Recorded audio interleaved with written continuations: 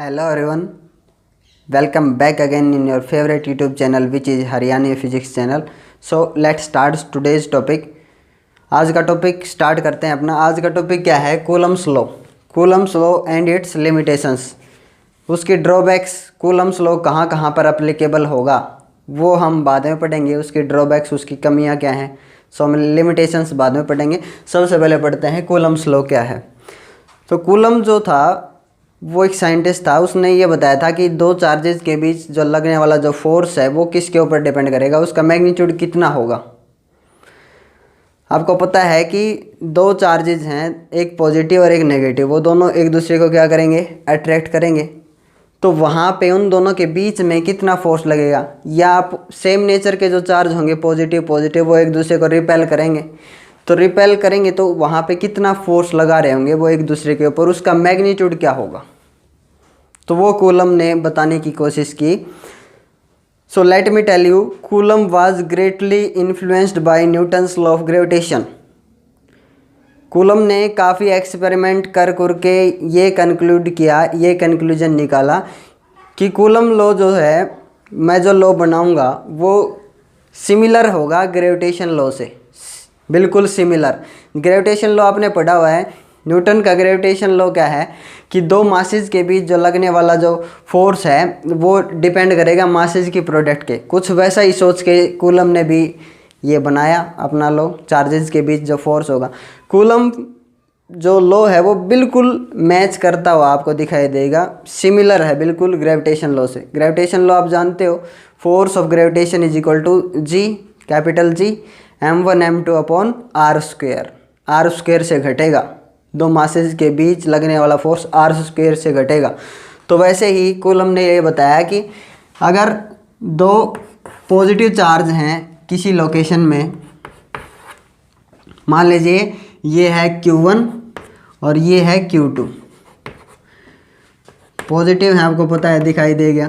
तो इनके बीच जो लगेगा जो फोर्स वो किसके ऊपर डिपेंड करेगा, किन किन फैक्टर्स के ऊपर। तो देखिए इनके बीच जो गैप है, जो डिस्टेंस है वो कितना है,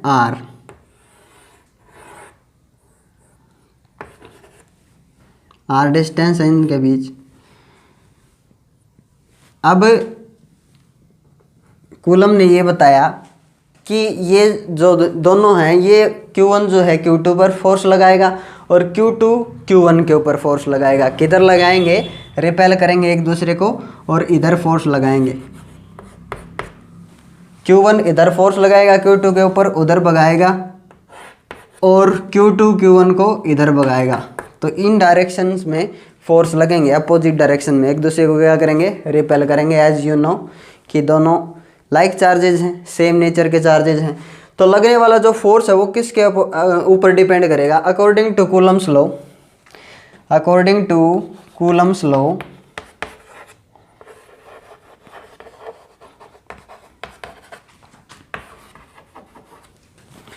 द फोर्स ऑफ अट्रैक्शन और रिपल्शन, चाहे ये रिपेल कर रहे हो चाहे ये एक दूसरे को अट्रैक्ट कर रहे हो, पॉजिटिव नेगेटिव होगा तो एक दूसरे को क्या करेंगे, attract. The force of repulsion और attraction between two charges is directly proportional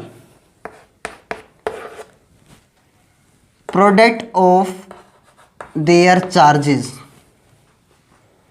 coulomb ने क्या कंक्लूजन निकाला, सेम वैसा ही दो मास हैं और उनके ऊपर, दो मासेस के बीच में जो फोर्स लगेगा वो किसके ऊपर डिपेंड करेगा, प्रोडक्ट के ऊपर, m1 into m2। तो वही चीज़ कूलम ने यहाँ सोची और उसके बारे में बताया कि फोर्स जो है वो डायरेक्टली प्रोपोर्शनल होगा Q1 Q2 की प्रोडक्ट के। मतलब ये चीज़ समझ में आई आपको। मतलब अगर यहाँ पे चार्ज को मैं डबल कर दूँ और यहाँ पे चार्ज को ट्रिपल कर दूँ, क्या मतलब, तो फोर्स कितने गुना बढ़ जाएगा, 6 गुना बढ़ जाएगा भाई। प्रोडक्ट का मतलब ही क्या है। हाँ, अगर मैं यहाँ पे जो चार्ज है उसको 4 टाइम्स कर दूँ और यहाँ पे जो चार्ज है उसको 2 टाइम्स कर दूँ, तो 4 into 2 कितना होगा, फोर्स कितने गुना बढ़ जाएगा, 8 टाइम्स। ये चीज़ है, इसकी स्पेशलिटी ये है। इक्वेशन फर्स्ट, उसने क्या कहा कि जो फोर्स है वो डिपेंड करेगा उनके बीच जो डिस्टेंस होगा उसके ऊपर भी। तो इनके बीच जितना ज़्यादा डिस्टेंस होगा उतनी फोर्स घटती जाएगी। इलेक्ट्रिकल फोर्स, दो चार्जेज के बीच कौन सी फोर्स लगेगी? इलेक्ट्रिकल फोर्स, और वो डिस्टेंस के हिसाब से घटती चली जाएगी। अब डिस्टेंस कैसे घटाएं हम? तो यहाँ पे डिस्टेंस के हिसाब से कैसे घटाया जाए? तो force inversely proportional 1/r²। Second equation, वही इक्वेशंस हैं आपको पता है जो ग्रेविटेशन लॉ में हमने देखी थी कि अगर आप डिस्टेंस को डबल कर दो तो 2 का स्क्वायर 4, तो फोर्स कितने गुना कम हो जाएगी? 4 टाइम्स, 4 गुना कम हो जानी है force. Combining equation first and 2, combining equation first and second, first और सेकंड को कंबाइन करने पे force directly proportional Q1 Q2 upon r²। F इसको इक्वलिटी में चेंज करेंगे तो एक कांस्टेंट ऑफ प्रोपोर्शनलिटी इंट्रोड्यूस करवाना पड़ेगा, Q1 Q2 अपॉन r²। के क्या है यहाँ पे? Constant of proportionality, where K is called constant of proportionality which is called Coulomb's constant, where K is called Coulomb's constant, Coulomb's constant, K Coulomb's constant या फिर electrostatic force constant भी बोला जाता है भाई। अगर कहीं पे आप देख लो बुक्स में तो वहाँ पे इलेक्ट्रोस्टैटिक फोर्स कांस्टेंट भी बोला जाता है इसको, तो वहाँ पे कोई दिक्कत नहीं है। लेकिन कूलम्स कांस्टेंट थोड़ा सा सुनने में बढ़िया लगता है, इसलिए कूलम कांस्टेंट बोलेंगे इसको। K is Coulomb's constant. So value of G in universal law of gravitation, आपने देखा था जी क्या था अपना? G universal gravitational constant. So वहाँ पे उसकी वैल्यू पूरे यूनिवर्स के लिए क्या रहती थी? कांस्टेंट। आपको पता है जिसकी वैल्यू क्या है? 6.67 × 10⁻⁻11, ये है ना जी की वैल्यू, कैपिटल जी। यहाँ पे ये जो कांस्टेंट है वो हर जगह कांस्टेंट नहीं रहेगा, इसकी वैल्यू डिपेंड करती है किसके ऊपर? मीडियम के ऊपर। एक मीडियम से मीडियम दूसरे मीडियम में ले जाओगे तो वैल्यू क्या करेगी? वेरी करेगी, चेंज करेगी। सो value of Coulomb's constant, value of Coulomb's constant depends on the nature of the medium, nature of the medium।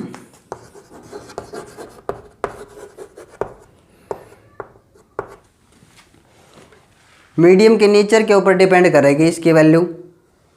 जैसे अगर आप यहाँ एयर या वैक्यूम रखते हो तो जो फोर्स है हम देखते हैं कि फोर्स 10 लग रहा है, 10 सिर्फ मान के चलिए 10 न्यूटन लग रहा है। अगर हम इनके बीच में पेपर डाल दें, कोई कागज़ डाल दें, कोई कपड़ा डाल दें, कागज़ डाल दिया, हमने देखा कि फोर्स जो है अब कितना लग रहा है? 7। हमने कपड़ा डाल दिया तो फोर्स देखा कितना लग रहा है? 5। तो हमारे को ये समझ में आया कि जब इन दोनों के बीच का जो मीडियम है वो अगर चेंज कर दिया जाए तो लगने वाला फोर्स जो है वो घट जाता है, ठीक है ना। तो हमने क्या कहा कि value of coulomb constant depends on nature of the medium. Medium के नेचर के ऊपर डिपेंड करेगा कितना ज़्यादा फोर्स लगेगा। सबसे ज़्यादा फोर्स कहाँ पे लगता है? एयर या वैक्यूम में। एयर या वैक्यूम ऑलमोस्ट जो कांस्टेंट है दोनों के लिए, उसकी वैल्यू क्या रहती है? सेम, एयर या वैक्यूम के लिए। तो मैं आपको बता दूं कि के जो है वो डिपेंड करता है मीडियम से मीडियम के ऊपर। तो वैल्यू ऑफ के क्या है? तो वैल्यू ऑफ के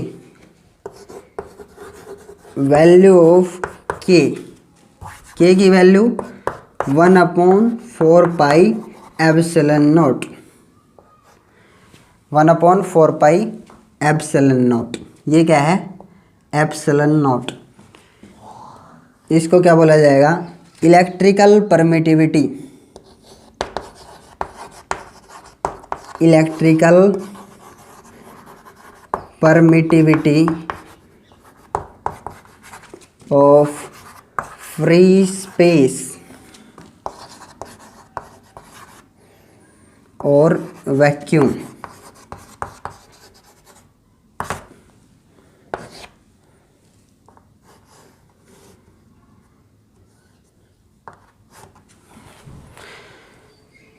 अगर इन दोनों के बीच में कोई मीडियम नहीं है, जैसे एयर या वैक्यूम है, फ्री स्पेस, तो क्या लिखा जाएगा? Epsilon naught.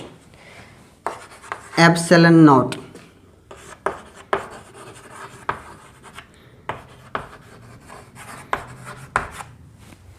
Epsilon not. Not का मतलब कुछ नहीं, इनके बीच में कुछ नहीं है, सिर्फ क्या है? एयर या फिर क्या हो सकता है? वैक्यूम। अपने ज़्यादातर एक्सपेरिमेंट हम कहाँ पे करते हैं? लैब में, और वहाँ पे क्या रहती है? एयर या फिर वैक्यूम कर सकते हैं हम, ठीक है। तो एप्सिलॉन नॉट अगर मीडियम के लिए है तो 1/4 पाई एप्सिल एम लिखा जाएगा। मीडियम के लिए एप्सिलॉन नॉट नहीं, एप्सिल एम यूज किया जाएगा फॉर मीडियम। अगर इनके बीच में कुछ मीडियम डाल दें, जैसे पेपर डाल दिया या फिर कोई दूसरी चीज़ डाल दी, कोई हमने कपड़ा डाल दिया, तो वहाँ पे एप्सिल एम लिखा जाएगा। 1/4 पाई एप्सिल एम। मीडियम के लिए ये चीज़ यूज़ की जाएगी। तो ये क्या है? Electrical permittivity of free space. जैसे कि मैंने बताया है कि इसकी वैल्यू जो है, कूलम्स कांस्टेंट की वैल्यू जो है वो वेरी करेगी, डिपेंड करेगी नेचर ऑफ मीडियम। जैसे आप नेचर बदलोगे, मीडियम चेंज करोगे, इन दोनों चार्जेज को अगर पानी में उठा के रख देते हो तो वहाँ पे इन दोनों के बीच में कौन सा मीडियम आ गया? वाटर। तो वहाँ पे जो फोर्स है वो 10 नहीं रहेगी। मैंने बताया था आपको एयर या वैक्यूम में कितनी लगेगी? 10। एग्जाम्पल के लिए अगर आप इनको पानी में उठा के रख देते हो वाटर में, तो फोर्स का मैग्नीट्यूड उतना नहीं रहता। तो क्या होता है कि वहाँ पे हमने क्या बना दिया? एक 1/4 pi epsilon not constant epsilon naught. Epsilon not को क्या कहा गया? Electrical permittivity. उसको समझाने की कोशिश कर रहा हूँ। परमिटिविटी क्या है? तो मीडियम जो है उसकी परमिटिविटी जो है वो उसके ऊपर डिपेंड करेगा कितना फोर्स लगाएगा। So let me tell you, अगर मान लीजिए ये दो चार्जेज रखे हैं एयर या वैक्यूम में, ये 10 लाइनें, 10 धागे जो हैं वो इधर इस चार्ज के ऊपर फोर्स लगा रहे हैं। 10 धागे इस Q1 से होते हुए Q2 पे लग रहे हैं, और फोर्स कितना लग रहा है? मान लीजिए 10 लग रहा है। अगर यहाँ पे बीच में कोई मीडियम डाल दिया हमने, तो मीडियम कितना परमिट करेगा ये उसके ऊपर डिपेंड करता है। मीडियम, मान लीजिए मीडियम डाल दिया हमने पेपर, तो पेपर ने क्या किया? 5 लाइनें अपने अंदर क्या कर ली? एब्जॉर्ब कर ली। उसके लिए क्या शब्द यूज किया गया? परमिट। 5 लाइन को अपने अंदर क्या कर लिया? परमिट कर लिया। पेपर डालने से अब सिर्फ 5 लाइनें, 5 धागे ही इसके ऊपर फोर्स लगा रहे हैं, तो फोर्स कितना हो गया? 5 न्यूटन। 5 एग्जाम्पल के लिए चीज़ आई ना समझ में? तो परमिटिविटी ये है कि वो मीडियम कितना परमिट करता है। अब अगर आपने मीडियम चेंज किया, मान लीजिए पेपर को हटा करके आपने कपड़ा डाल दिया, कपड़ा डाला, उस टाइम पे जो लाइनें थी 10 लाइनें ऐसे जाके Q2 के ऊपर फोर्स लगा रही थी, अब सिर्फ 2 या 3 लाइनें उसके ऊपर फोर्स लगा रही हैं। बाकी 7 लाइंस को इसने क्या कर लिया? अपने अंदर एब्जॉर्ब कर लिया, जिसको क्या बोलेंगे? परमिट। 7 लाइंस को अपने अंदर परमिट कर लिया। तो पहले फोर्स ज़्यादा लग रहा था कि अब फोर्स ज़्यादा लग रहा है? पहले जब पेपर डाला तब कितना परमिट किया था? 5। कितना फोर्स लग रहा था? 5। अब जब हमने पेपर को हटा के कपड़ा डाला, अब फोर्स कितना लग रहा है? 3। और कितना परमिट किया? 7। तो जब मीडियम की परमिटिविटी कम होगी तब फोर्स ज़्यादा लगेगा या मीडियम की परमिटिविटी ज़्यादा होगी? मीडियम की परमिटिविटी कम होगी या मीडियम की परमिटिविटी ज़्यादा होगी? फोर्स कब ज़्यादा लगेगा? सिंपल है, मीडियम की परमिटिविटी ज़्यादा होगी तो लगने वाला फोर्स जो है, फोर्स की वैल्यू क्या हो जाएगी? कम हो जाएगी। क्योंकि मैंने बताया कि जैसे 7 लाइन को परमिट किया अपने अंदर, जितनी परमिटिविटी होगी, जिस मीडियम की परमिटिविटी ज़्यादा लाइनों को अपने अंदर ले जाएगा, जितनी ज़्यादा परमिटिविटी होगी, लगने वाला जो फोर्स है वो उतना ही कम हो जाएगा। तो आपको पता है कि जो 1/4 पाई एप्सिलॉन नॉट नीचे है, इसलिए लगने वाला जो फोर्स है वो क्या हो जाता है? कम हो जाता है। आगे चलते हैं। इसका फॉर्मूला क्या बना?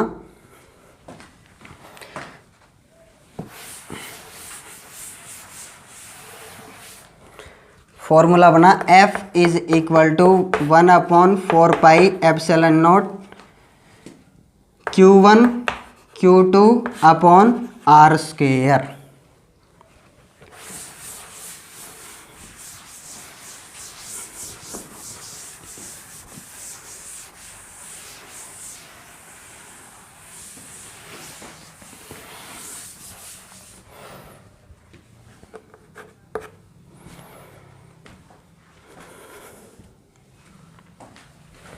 One upon 4πε0 Q1 Q2 upon R square.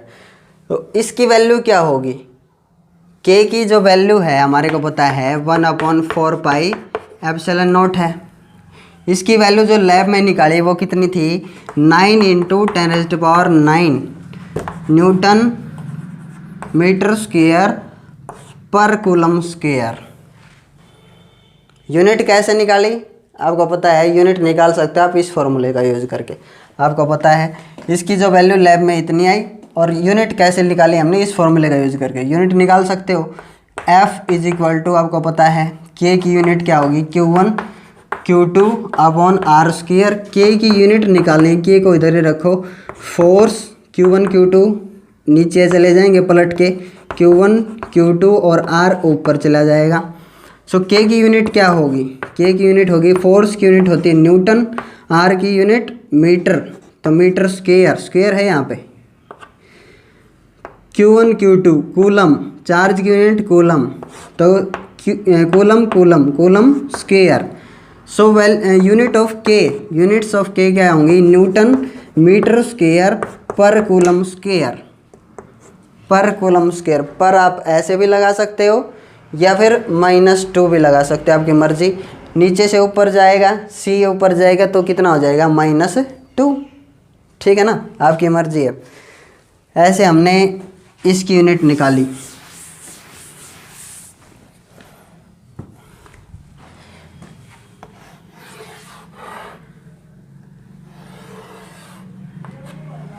ये अपना फॉर्मूला है कूलम्स लॉ का।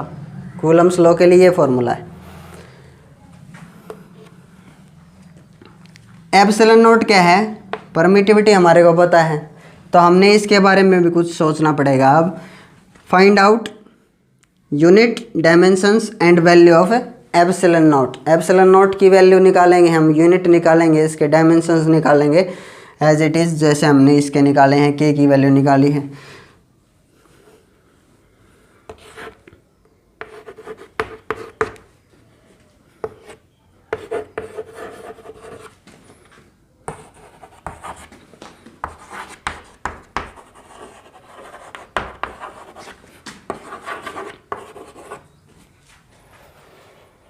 Unit value and dimensions of epsilon naught. Epsilon not यहाँ से निकालते हैं हम।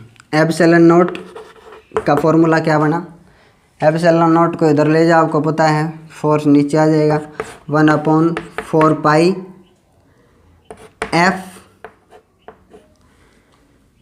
Q1 Q2 upon R square. सबसे पहले क्या निकालना चाहते हैं हम? यूनिट।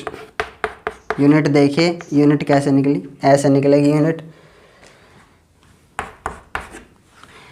Q1 Q2 की यूनिट क्या है? Q1 Q2 की यूनिट है Q1 चार्ज के लिए कूलम, इसके लिए कूलम, कूलम स्क्वायर। नीचे क्या आएगा? 4π, 1/4π तो कांस्टेंट है, इसकी कोई यूनिट नहीं है। F फोर्स की यूनिट क्या होती है? न्यूटन। डिस्टेंस की क्या होती है? Metre, metre square. तो इसकी यूनिट क्या आई? इसकी यूनिट आई coulomb square per newton. Per newton को आप ऐसे लगा के लिख सकते हो, या फिर n ऊपर जाके, n की पावर अभी +1 है, ऊपर जाके किसकी हो जाएगी? -1। आपकी मर्जी, कैसे भी लिखो।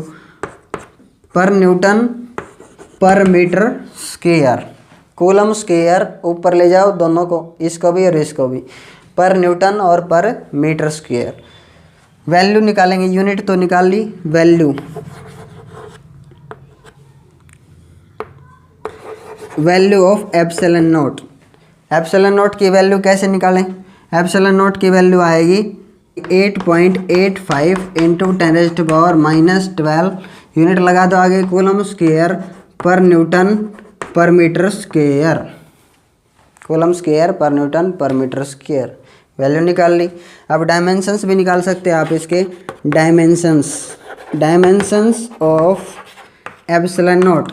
एप्सिलॉन नॉट के डायमेंशंस क्या होंगे, इस फॉर्मूले का यूज़ करके आप निकाल सकते हो, इस फॉर्मूले का यूज़ करिए और निकालिए क्या होंगे, Q1 Q2, ऊपर Q1 Q2 ये फॉर्मूला है अपना, और नीचे क्या है, नीचे है 1/4 पाई F R स्क्वायर। यहाँ से डायमेंशंस निकालेंगे, इसके डायमेंशंस क्या होंगे 80। क्यू का डायमेंशंस क्या होता है 80।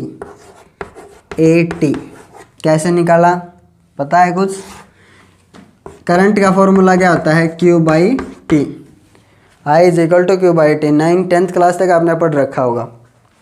तो इसकी यूनिट क्या होती है एम्पियर, चार्ज की यूनिट क्या होती है कूलम, और टी का डायमेंशंस, टी को हम कैपिटल T लिखेंगे। तो चार्ज का जो डायमेंशंस है वो क्या लिखा जाएगा, चार्ज के लिए डायमेंशंस, क्यू के लिए डायमेंशंस क्या होंगे A × T।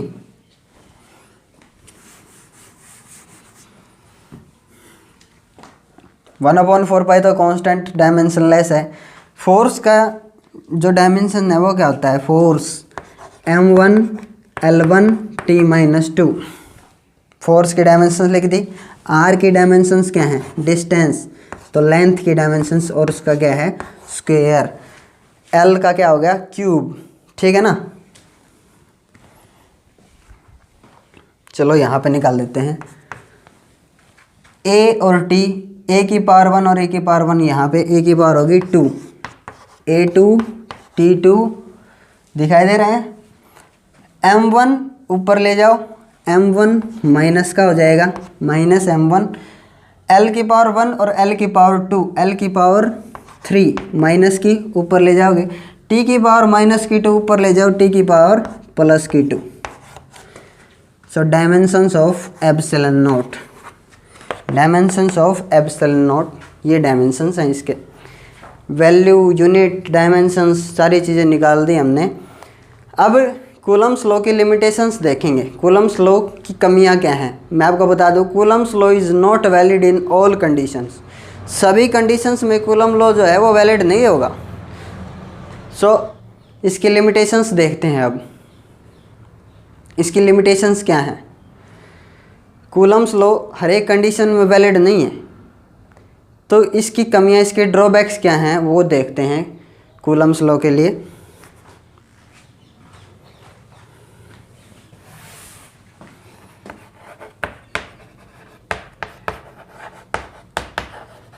Limitations of Coulomb's law, Coulomb's law के लिमिटेशंस क्या हैं, ये हर कंडीशन में एप्लीकेबल नहीं है। कूलम लॉ मैं आपको बता दूं कि कहाँ कहाँ एप्लीकेबल है। 2-3 ड्रॉबैक्स हैं इसकी, 2-3 कमियां हैं, वो हमने देखनी है। अब देखिए, it is applicable for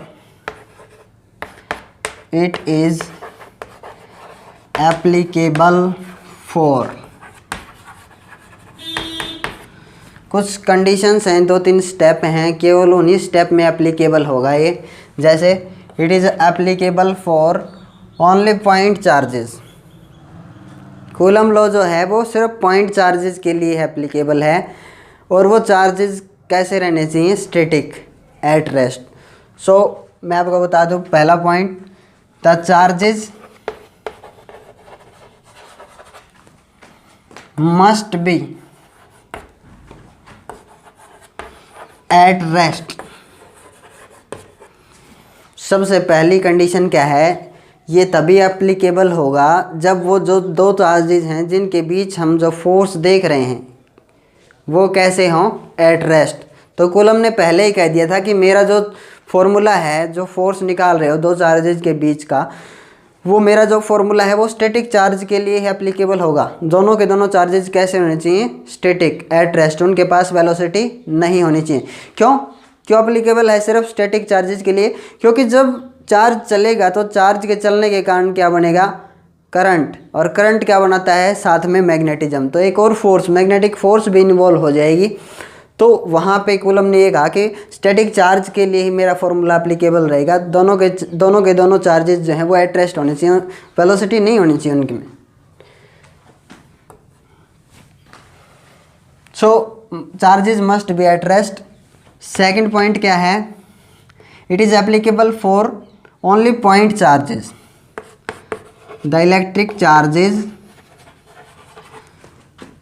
must be point charges, point charges के लिए ही एप्लीकेबल है। पॉइंट चार्जेस क्या है, पॉइंट ऑब्जेक्ट का कंसेप्ट आपने 11th क्लास में पढ़ रखा होगा।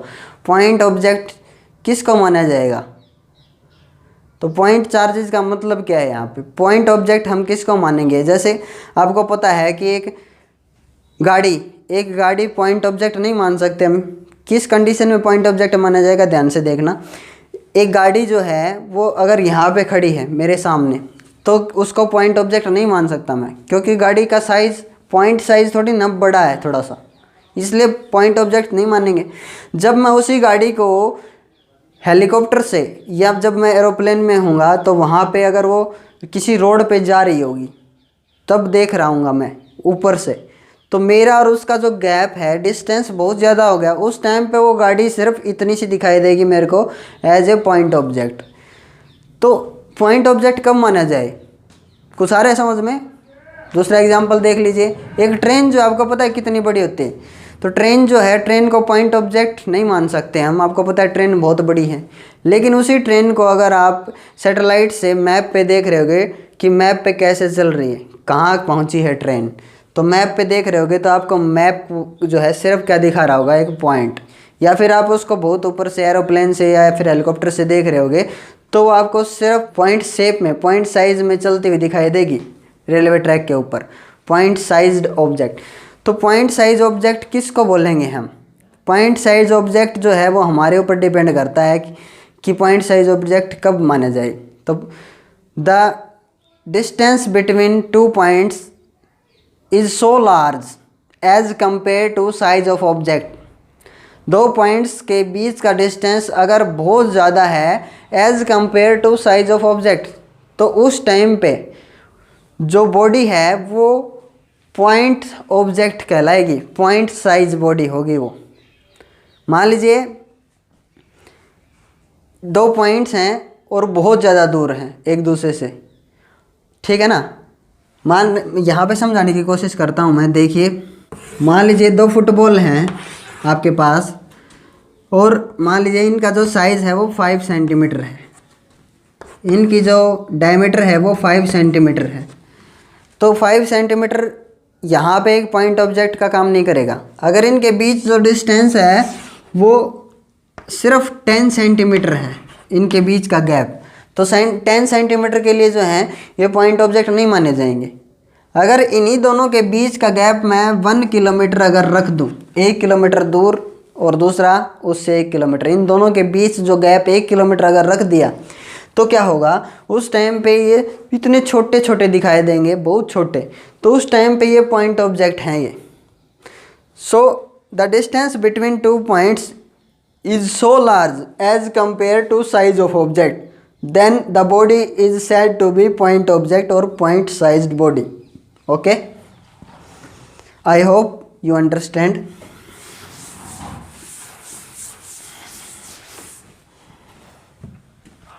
तो पॉइंट चार्जेस के लिए एप्लीकेबल है, मैंने आपको बताया कि दो चार्जेस जो हमने अभी अभी देखे थे, दोनों के दोनों चार्जेस जो हैं आर डिस्टेंस पे हैं, तो ये आर डिस्टेंस बहुत बड़ा है इनके बीच में, तो ये पॉइंट साइज माने जाएंगे, पॉइंट साइज। दो पॉइंट साइज बॉडी या दो पॉइंट साइज चार्जेस के लिए ही एप्लीकेबल है ये। The minimum separation, third point क्या है, थर्ड पॉइंट है the minimum separation between two charges, the minimum separation between two charges will be greater than the size of the nucleus. Size of the nucleus 10⁻⁻15 metre. Nucleus का size कितना होता है? 10⁻⁻15 metre.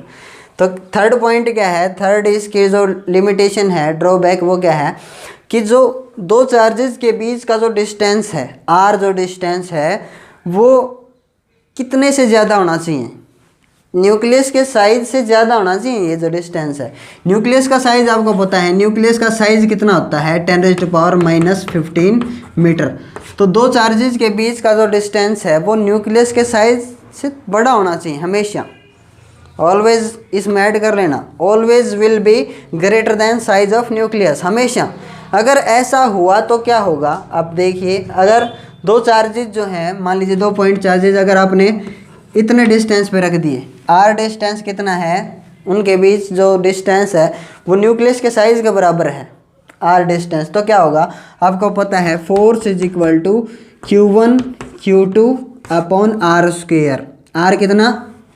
10⁻⁻15 और उसका क्या करना है? स्क्वेयर। तो फोर्स इज इक्वल टू 10⁻, कितना हो जाएगा? Q1 Q2 10⁻⁻30, -30 ऊपर ले जाओ, ये हो जाएगा प्लस का 30, ऊपर ले जाओगे जब, Q1 इंटू Q2, तो फोर्स कितना हो जाएगा? 10⁻30। तो 10⁻30 जो है छोटा है कि बड़ा है? तो मैं आपको बता दूँ 10⁻30 बहुत ज़्यादा फोर्स है। इलेक्ट्रिकल फोर्स इतना नहीं हो सकता है। ये तो किसके बराबर आ जाता है? ये न्यूक्लियर फोर्स के बराबर है। अभी आपने पढ़ी हुई है 11th और 12th क्लास तक आते आते आपने फंडामेंटल फोर्सेस के बारे में पढ़ा हुआ है। फंडामेंटल फोर्सेस क्या है? अपने नेचर में 4 फोर्सेस हैं फंडामेंटल। सबसे स्ट्रॉन्ग क्या है? Strong nuclear force. Fundamental forces जानते हो ना? Gravitational force, electrical force, strong nuclear and weak nuclear force. तो स्ट्रॉन्ग न्यूक्लियर फोर्स सबसे ज़्यादा स्ट्रॉन्ग है। इलेक्ट्रिकल फोर्स तो उससे, दो चार्जेस के बीच जो लगने वाली फोर्स है उससे कई गुना कमज़ोर है। तो ये तो उसी के बराबर आ गया। तो दो चार्जेस अगर इतने डिस्टेंस पे रखे जाएंगे, न्यूक्लियस के साइज़ के बराबर डिस्टेंस पे, न्यूक्लियस के साइज़ जो उतना डिस्टेंस, तो वहाँ पे न्यूक्लियर फोर्स इन्वॉल्व हो जाएगी। अब ये इलेक्ट्रिकल फोर्स नहीं रही। कभी ये सोचो कि ये फोर्स जो है दो चार्जेस के बीच 10⁻30 इतनी फोर्स नहीं हो सकती। इलेक्ट्रिकल फोर्स इतनी ज़्यादा नहीं लगेगी। अब तो ये न्यूक्लियर फोर्स से भी बड़ी होगी, स्ट्रॉन्ग न्यूक्लियर फोर्स। तो ऐसा नहीं हो सकता। हमेशा ये साइज़ जो है, ये साइज़ दो चार्जेस के बीच जो आर डिस्टेंस है वो हमेशा इस साइज़ से क्या होना चाहिए? बड़ा। बड़े का मतलब क्या है? 10⁻⁻14 बड़ा है कि छोटा है? बड़ा है भाई, क्योंकि माइनस की पावर जितनी बड़ी होगी वो उतनी क्या हो जाएगी? छोटी। 10⁻⁻16 बड़ा सोच रहे हो आप? नहीं। 10⁻⁻14, 10⁻⁻13, 10⁻⁻7, -6, ये छोटी जो आपको दिखाई दे रही हैं छोटी वैल्यूज़ जो हैं वो बड़ी होती जा रही हैं माइनस में, ये मतलब है। ठीक है ना? तो इससे बड़ा रखना है अपने साइज। इससे बड़ा मतलब 10⁻⁻14, 10⁻−10, 10⁻−7, ये बड़े साइज़ होते जाएंगे। तो आर डिस्टेंस को आपने बड़ा रखना है। ये लिमिटेशंस हैं इसकी, 3 लिमिटेशंस, 3 ड्रॉबैक्स जो मैंने आपको बताए अभी। Thank you. इससे अगले लेक्चर में हम वेक्टर फॉर्म देखेंगे। अभी जो हमने फोर्स देखा Q1 Q2 upon R square, constant Q1 Q2 upon R square, ये फोर्स जो है वो मैग्नीट्यूड बताता है, सिर्फ मैग्नीट्यूड। ये वेक्टर फॉर्म नहीं है। आपको पता है फोर्स एक वेक्टर क्वांटिटी है, तो इसको वेक्टर फॉर्म में भी तो दिखाना पड़ेगा हमारे को कि force constant Q1 Q2 upon R square और इसकी डायरेक्शन। सो अगले लेक्चर में हम फोर्स देखेंगे इन vector form, Coulomb's law in vector form. अभी सिर्फ क्या बताता है ये, मैग्नीट्यूड, सिर्फ मैग्नीट्यूड बता रहा है, डायरेक्शन तो इन्वॉल्व हो ही नहीं रही, डायरेक्शन नहीं बता रहा। तो अगले लेक्चर में हम देखेंगे Coulomb's law in vector form.